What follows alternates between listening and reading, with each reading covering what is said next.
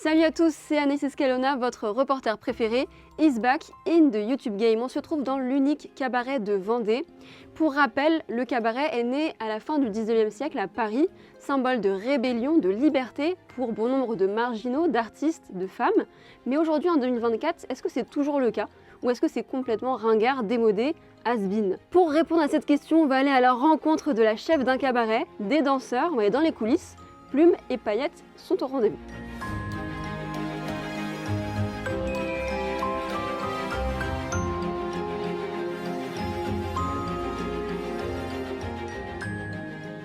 Le fait de travailler dans un cabaret, est-ce que c'est un rêve de petite fille? Est-ce que tu as découvert cet univers par des personnes en particulier ou pas? Comment t'es venue à ici? C'était pas du tout un rêve. Moi, j'ai rêvé d'être danseuse, mais le cabaret, ça me parlait pas du tout. C'est pas que j'aimais pas ça, c'est que j'étais pas du tout bercée dans ce milieu.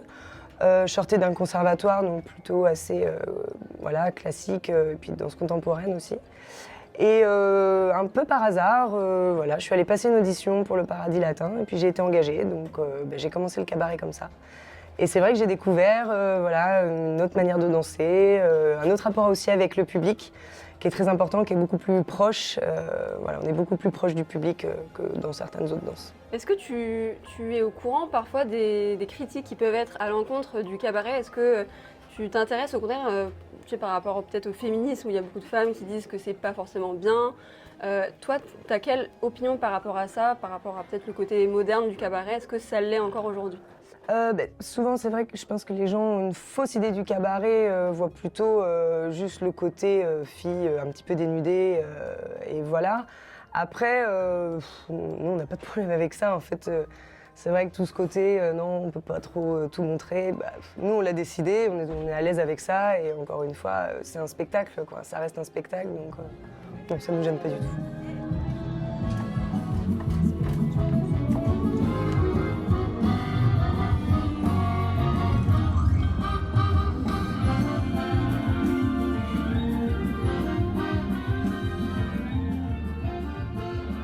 On a eu des petits nouveaux et des petites nouvelles qui sont toujours bien accueillis, enfin je l'espère, mais oui normalement ça se passe super bien, on a une bonne équipe et c'est ça aussi, on est assez soudés, donc dans les moments où il y en a un qui va un peu moins bien, qui est un peu fatigué, il y a toujours l'équipe qui est là un petit peu pour remonter un petit peu le moral, quoi. Aujourd'hui, comment tu vois l'avenir des cabarets en fait? Je sais pas trop, le temps le dira. Après, c'est vrai que... C'est dans l'air du temps pour toi? C'est toujours dans l'air du temps, mais je pense que tous les cabarets, comme le nôtre, apportent aussi de la modernité, tout en n'oubliant pas que on aime bien aussi la tradition. Il y a la tradition des plumes, il y a la tradition du French Cancan. Ça, je pense qu'il faut que ça perdure, parce que les gens sont aussi demandeurs de ces choses un peu plus traditionnelles. Mais je pense qu'en amenant de la modernité et puis toujours être en accord avec ce qu'on fait et ce qu'on aime, surtout ce qu'on aime montrer. La modernité, tu pensais à quoi quand tu dis toujours suivre la modernité pour ne pas... être dans la tradition et la modernité, c'est un peu ça votre dualité, votre avenir? C'est ça. Essayer de faire les deux, c'est pas toujours facile, mais que ça soit au niveau des musiques, du choix des musiques, des costumes, et même en termes aussi de chorégraphie, de mouvement proprement parler. D'aller chercher dans des choses qu'on a peut-être moins l'habitude de voir en cabaret. Est-ce que tu recommandes à des enfants, si jamais ils ont le rêve de travailler dans un cabaret, de vraiment d'aller dans cette voie-là? Oui, bien sûr. Non, en fait, comme tout métier artistique, c'est toujours un peu compliqué au début. Après, c'est vrai que c'est des métiers qu'on a une chance inouïe de pouvoir faire. Honnêtement, faire ce qu'on aime toute la journée, c'est vraiment génial. Après, oui, évidemment que je leur conseillerais de le faire, mais de se donner à fond, quoi. Et le regard des autres, on s'en fout pas? Ouais.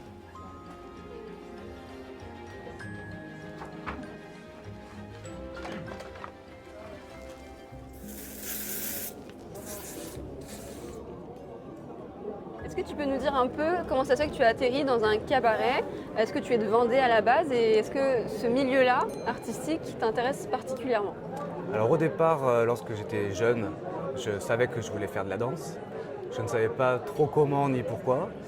Et lorsque j'étais en études de danse dans le sud à Toulouse, j'ai cherché du travail et j'ai trouvé une annonce « Cherche danseur de cabaret ».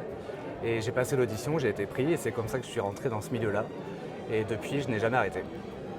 Qu'en ont pensé tes proches dans le sens où est-ce que c'est facile à dire de dire je travaille dans un cabaret ou il y a toujours des appréhensions, tu penses? Alors il y a des appréhensions, surtout que c'était il y a 20 ans déjà. Et forcément, ça a été compliqué, ne serait-ce que déjà de dire je veux être danseur, déjà.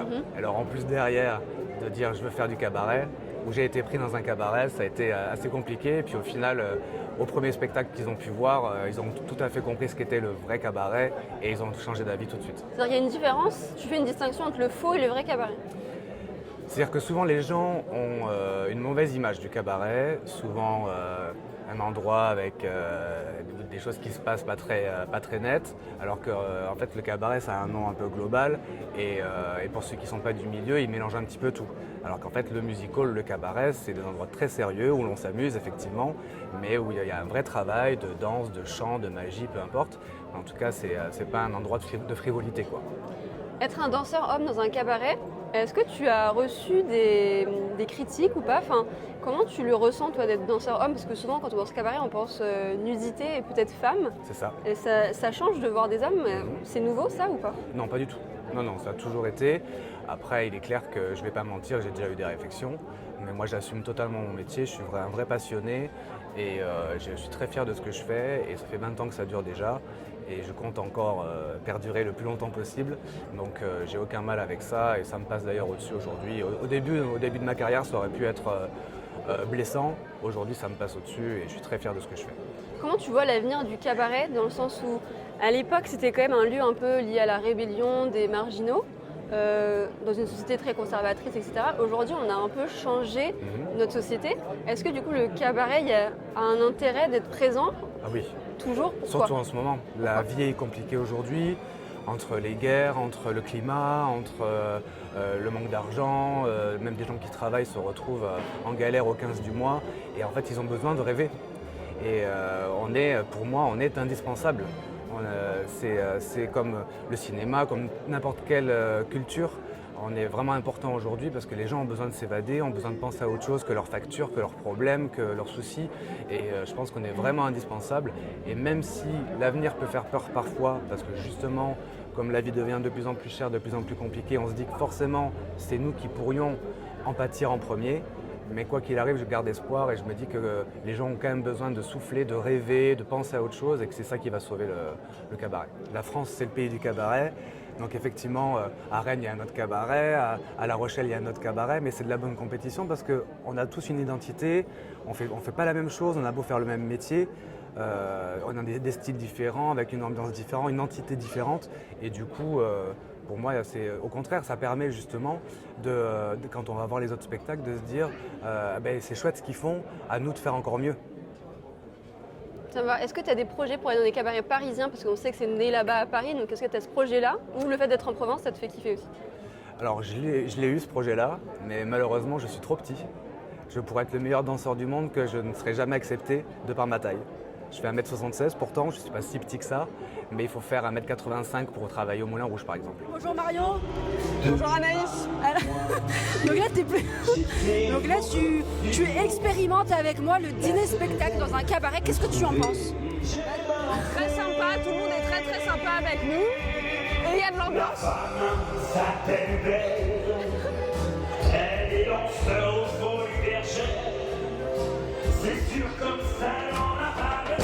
C'est génial.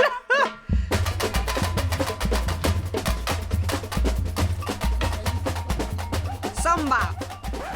T'as vu évoluer un peu la place du cabaret en France? Est-ce qu'aujourd'hui il y a une grosse différence dans la considération ou pas? Alors c'est vrai que ça a évolué parce qu'avant les cabarets c'était Paris.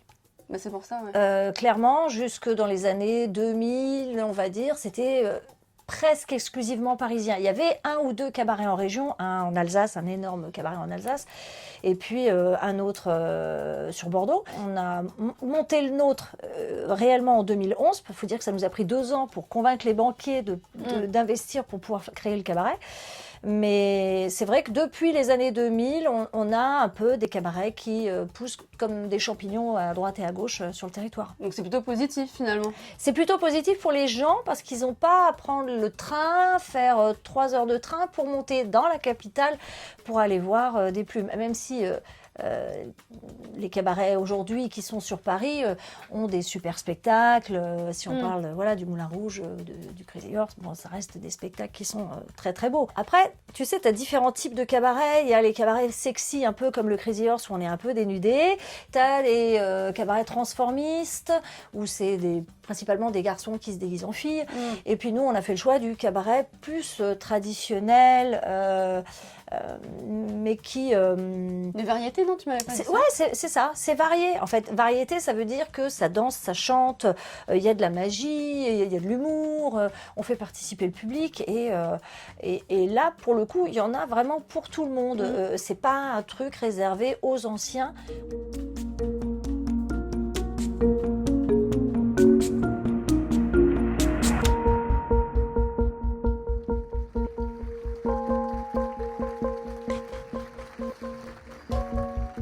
En ayant vu là le spectacle, j'ai vu qu'il y avait notamment très peu de numéros avec des femmes dénudées et pas d'animaux du tout. Alors que dans les cabarets, dans l'imaginaire, on peut s'imaginer voir ça.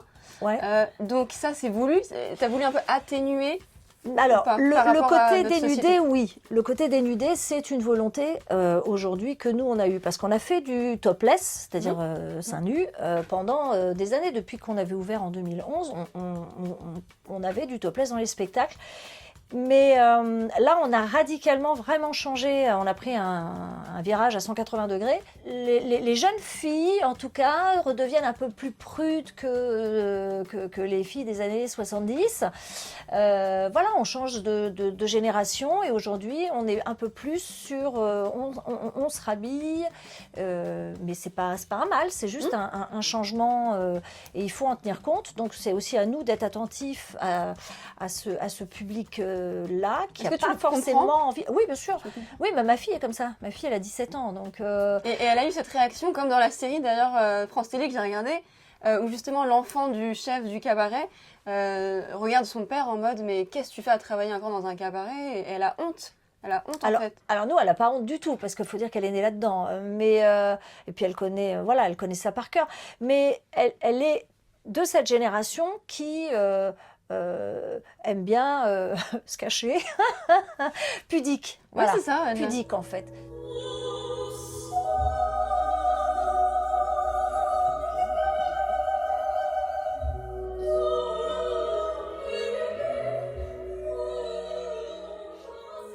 Des problèmes qui concernent la jeunesse, comme l'écologie, puisqu'on fait un tableau sur le plastique, les déchets, et c'est vrai que ça fait partie des choses qui concernent la planète, et donc les jeunes, c'est un peu eux qui vont se retrouver avec tout ce bazar demain. Donc, Il y a d'autres éléments où vous réfléchissez à moderniser un peu plus, être plus dans l'air du temps. Tu m'as parlé des écrans numériques. Il y a aussi beaucoup de travail de lumière. Ah ouais. Il y a moins de côté dénudé. Il n'y a pas d'animaux. Non, parce que alors les animaux, en fait, c'est vrai que dans le cirque, de toute façon, maintenant, bon, les animaux sauvages, c'est terminé. On pourrait toujours avoir... On a eu, il y a quelques années, un artiste de cirque qui était super, qui avait un numéro avec un chien. Et c'était super, c'était formidable. Et ça marchait bien à l'époque. C'est ça. Mais aujourd'hui, on ne pourrait plus faire le même numéro parce que les gens ne comprendraient pas. Donc ça ne va pas disparaître. Le cabaret, pour toi, il y a encore un bel avenir. Tant qu'on va se moderniser, on réfléchit à la société dans laquelle on se trouve. Je suis complètement d'accord. Je suis complètement d'accord avec ça. Oui, oui. Il n'y a pas de... vous savez, le cabaret, il existe depuis quand même très longtemps. Le Moulin Rouge, il est sorti en 1800, les Brouettes. Si tu veux, le spectacle qu'on fait aujourd'hui au Moulin Rouge est heureusement pas le même qu'à l'époque. Donc ça a évolué, bien sûr. Les choses vont super vite. Tu allumes ton ordinateur, t'as un truc qui se passe, et puis 3 semaines après, ça a déjà changé. Donc, c'est un peu oppressant parce qu'il faut tout le temps se renouveler, et puis il faut anticiper des fois 1 an à l'avance en se disant, bon, alors, ouais, il va peut-être se passer ça, donc si on part là-dessus, on est sur le bon truc. Bon, on peut se planter, on peut avoir raison. Bon, pour l'instant, on ne fait pas des mauvais choix, mais on n'est jamais à l'abri. On n'est jamais à l'abri. Et justement, est-ce que vous êtes aussi aidé par un soutien financier, des subventions de l'État? Comment vous faites pour tenir le coup par rapport à des périodes où c'est compliqué, plus compliqué que d'autres? On vous aide ou pas là aujourd'hui avec la baisse des financements là, en région? Sur les milieux culturels en région Non, on n'a pas de subvention de la région.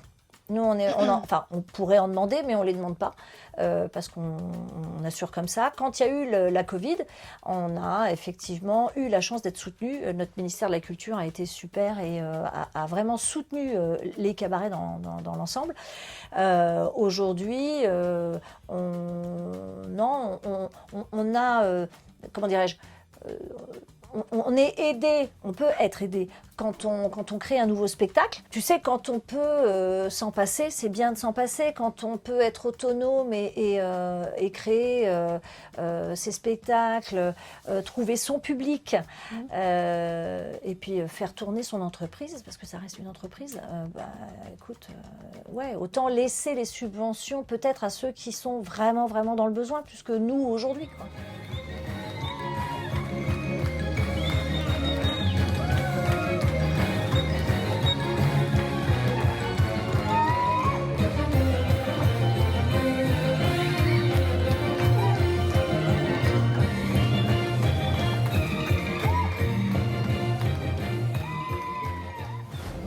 Moi, j'ai 79 ans, oui, ça me fait encore rêver, hein, je vous le dis tout de suite. Hein. Moi, je pense, oui. Ma fille, elle est venue avec nous, on a emmené tous nos enfants, mes petits-enfants. J'ai toujours habité Paris, donc j'ai toujours été dans les cabarets. Il faut les soutenir, les cabarets, bien sûr. Pourquoi ? Parce que c'est la chaleur humaine, c'est l'ambiance, c'est tout. Toi qui as vu le spectacle ce soir, justement, qu'est-ce que tu en as pensé ? Puisque c'est intéressant pour nous d'avoir l'avis d'un œil extérieur. Alors je trouve que c'est important de soutenir les lieux culturels. Ça nous sort de nos écrans, parce que je trouve qu'au quotidien, on sort du travail, on est sur notre téléphone tout le temps. Là, on peut voir du monde, on peut peut-être faire des rencontres. C'est pas évident, je pense que c'est pas comme à l'époque où c'était vraiment un lieu social de rencontre. Le cabaret, ça a peut-être un peu évolué sur ce côté-là. Mais au moins, ça nous fait sortir. Et c'est quand même... moi, je trouve ça agréable. Ça nous met des paillettes, quoi. Qu'est-ce qui, peut-être, vous dérange dans le cabaret ? Est-ce que vous trouvez que c'est dans l'air du temps aujourd'hui ? Est-ce que c'est has-been ? N'hésitez pas à nous dire vos suggestions dans l'espace commentaire. Merci Isabelle. Merci beaucoup. Et merci de nous avoir suivis. On se retrouve très vite pour de nouveaux contenus immersifs. Ciao, ciao. Bye.